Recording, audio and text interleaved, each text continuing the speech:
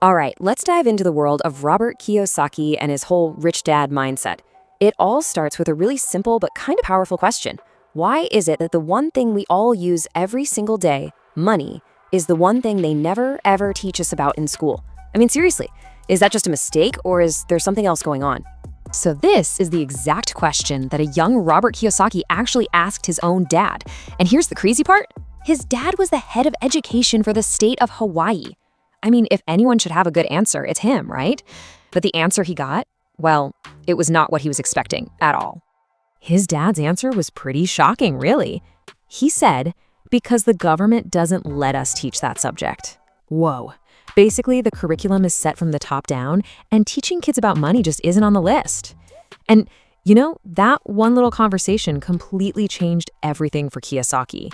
It sent him looking for a totally different kind of education from a totally different kind of teacher. And that's where this whole idea of two dads comes from. He basically had two major teachers in his life, two totally different mentors. On one hand, you've got his real dad, a super smart, highly educated guy with a government job who he called his poor dad. And on the other hand, you have his best friend's dad, an entrepreneur who actually dropped out of school, and he called him his rich dad. And man, these two guys had completely different ways of looking at the world. It was like they were living in two different realities. For poor dad, life was all about job security. Go to school, get a good job, and trust that the company or the government will take care of you. But for rich dad, totally the opposite. As an entrepreneur, there's no safety net. You absolutely have to know how money works just to survive. Your job isn't to find a job, it's to make your own. So you gotta ask, right, if rich dad dropped out of school when he was just 13, where did he get his education? Well, he learned from people who were actually doing the work, people in the trenches. His teachers weren't professors in some ivory tower, they were bookkeepers, accountants, lawyers, bankers, people who lived and breathed this stuff every single day. He called them his real teachers. Okay, so this brings us to the very first lesson Rich Dad ever taught Kiyosaki, who was only 9 years old at the time. And let me tell you, this lesson, it flies in the face of pretty much everything we're told about what a job is. So, Rich Dad's condition for teaching him was this: I will teach you, but I'm never going to pay you. Because, he said, the moment I pay you, you think like an employee. That's the trap. He believed a paycheck trains your brain to just trade your time for money. But an entrepreneur, they work for free. Not for money, but for knowledge, for skills, for the opportunity. So the whole point is to completely change how you think about work. The goal is not to get a paycheck. The goal is to figure out how to make money. It's about learning how to see problems and create solutions that people will pay for instead of just trading your hours for a wage from a boss. All right, so how do you teach a 9-year-old these pretty abstract ideas? Well, Rich Dad used something we all know, something super simple and familiar. He used the board game Monopoly. Yeah, that Monopoly. He said it was basically the perfect blueprint for how wealth is built in real life.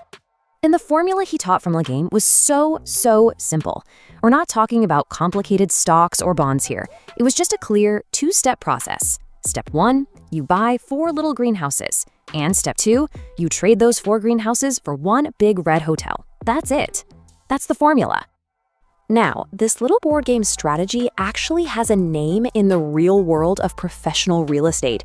It's called assemblage, and it's the exact same idea. You buy up several smaller, connected properties, one by one, and assemble them into one big piece of land that's way more valuable than all the little pieces were on their own. And get this wasn't just some theory for Rich Dad. Kiyosaki literally watched him do this in real life.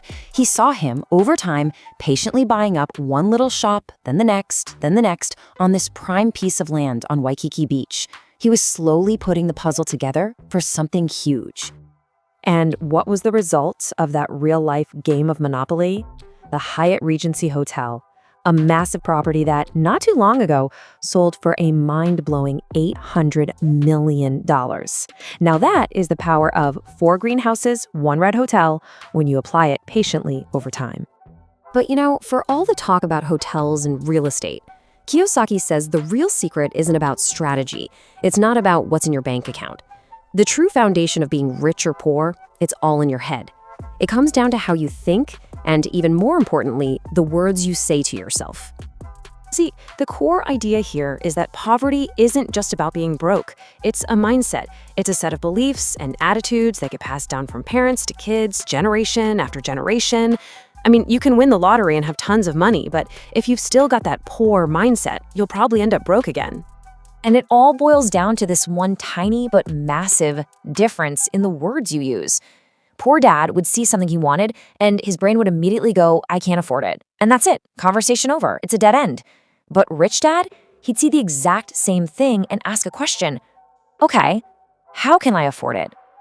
See the difference? It's a question. It's a starting point. And that little distinction makes all the difference in the world. When you say, I can't, you're basically letting your brain off the hook. You're giving it an excuse to shut down and stop thinking. It's an escape. But when you ask, how can I? You're forcing your brain to wake up, to get to work, and to start looking for answers and solving problems. And over time, what you say is what you become.